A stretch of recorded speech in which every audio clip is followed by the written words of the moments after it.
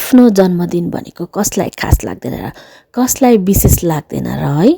पहिला चाहिँ हामीलाई थाहा थिएन यस्तो आफ्नो जन्मदिन मनाउने, जन्मदिन के कसो भनेर पछि ठुलो हुँदै थाहा पाइयो नि त। जन्मदिन भनेको चाहिँ एकदम शुभ रहेछ, आफू जन्मेको दिन रहेछ।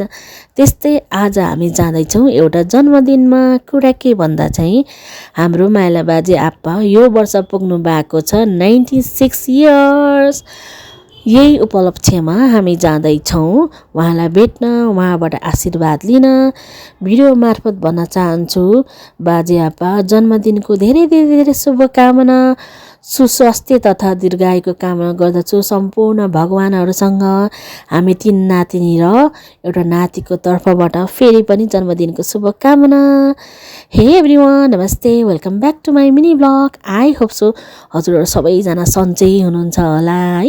कतिजना चाहिँ अफिस गइसक्नु भयो होला, कतिजना घरमै आफ्नो फ्यामिलीसँग बस्नु भएको छ होला है। त्यस्तै आज म कहाँ गएँ भन्ने कुरा चाहिँ हजुरहरूले थाहा पाइसक्नुभयो है। अनि हाम्रो माइला बाजे आप्पाको घरमा गएपछि सुरुमा चाहिँ बाजेबाट हामीले आशीर्वाद लियौँ। त्यसपछि जति पनि ठुला बडाहरू त्यहाँ आउनु भएको थियो, जसलाई हामीले आदर सम्मान गर्नुपर्छ नि, उहाँहरू सबैजनासँग भेटेर आशीर्वाद लियौँ, कुराकानी गऱ्यौँ है। पाहुनाहरू चाहिँ धेरै आउनु भएको थियो। त्यसपछि चाहिँ हामी चाहिँ खाजा खाने काउन्टरमा गयौँ। भेज र ननभेज दुवैजनालाई एकदम राम्रो व्यवस्था गरिएको थियो। मजाले खाजा खायौँ है।